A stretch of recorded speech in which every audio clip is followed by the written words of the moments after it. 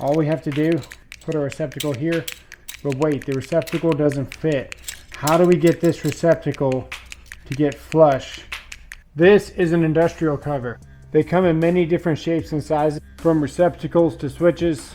Everyone's seen the finished product of these, but did you know they come with these little tabs? And do you know what they're used for? It's actually really important. In this video, you're going to learn how to use these tabs, how to select the proper box. We're going to make up a receptacle. Something you'll notice with the boxes we selected here, they have rounded over edges, and the industrial covers themselves have rounded over edges. Especially for receptacles and switches, it's important to get the right type of 4-square box. They do make sharper edge 4-square boxes. It's beneficial to have a rounded over edge when you're going to be using your hands reaching towards the box like a switch or a receptacle. So when you're at the hardware store, make sure you select the right ones.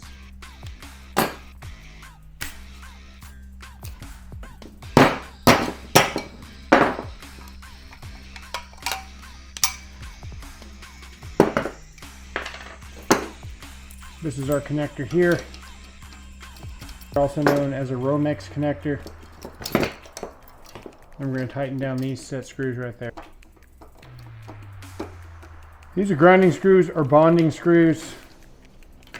They're actually really important, and you will fail an inspection without one. If you got 100 boxes on the job and you missed one, the inspector's not a very good inspector if he doesn't fail you for that one screw. What we're going to do, we're going to take this ground wire, we're going to loop it around here like this.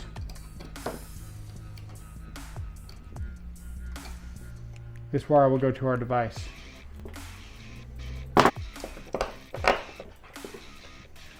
Now, something interesting about this screw, you notice how the box is now teetering. Any good inspector is going to know you didn't use a ground screw. There's certain boxes, different makes and brands and models.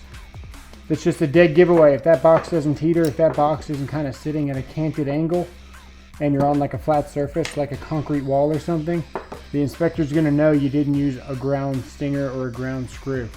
Now you notice here we have one screw in the middle, so what we did, we just took that plate, put the screw in the middle, and we were done. But on this one you're going to see we have 3 holes here.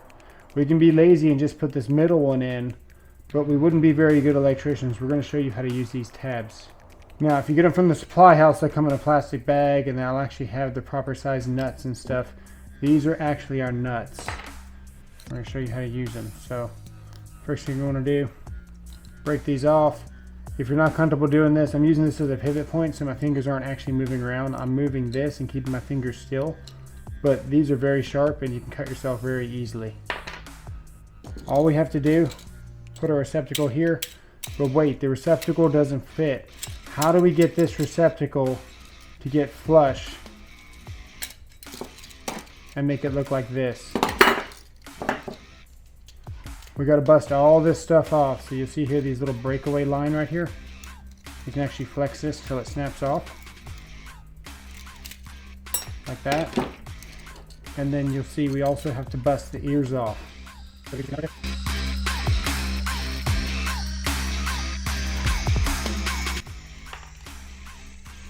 If you're going for speed and doing a bunch of them, I'd say sure, go ahead and cut it, but I prefer to break them off.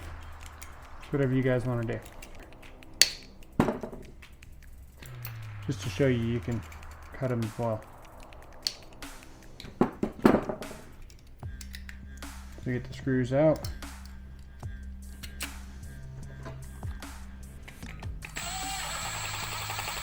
This screws in just like that. These screws go through here. You grab your nuts that we busted off earlier.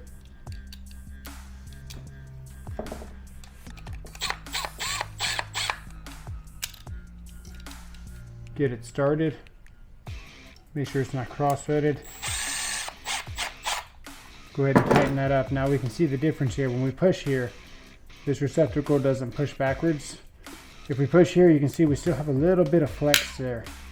We can actually push it back flush if we wanted to. So over time, you would see where it's just not as good of an install as if you install the nut. And that's the difference between a good electrician, a bad electrician, good electrician, a lazy electrician. Either way, they both mean the same thing.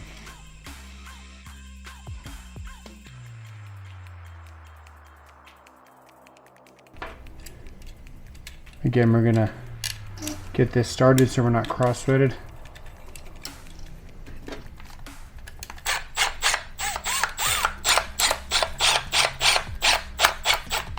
And I always try to follow Tighten to make sure, because you never trust a machine for the final Tighten. So we can curl that around there like that. Black goes on the brass screw. And it's important to make sure you get this to where the hook is turning the same direction that you're going to be tightening the screw. Now I'm going to go ahead and pinch these shut. I've never had a receptacle fail on me since 2007, and we're not going to start today.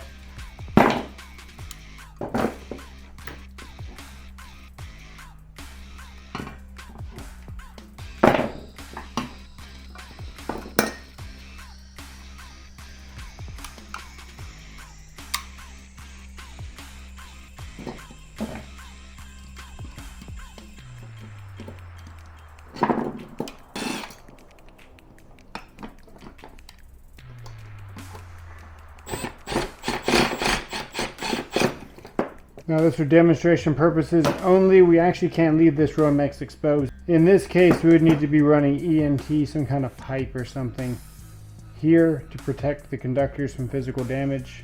You can't have exposed Romex in your garage or really anywhere. Your completed install would look something more like that, more like this, or something like that.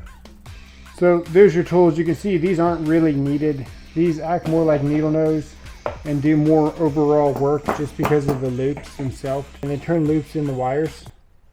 Razor knife, driller impact, Kleins, and a set of screwdrivers. Thanks for watching. Sub for more.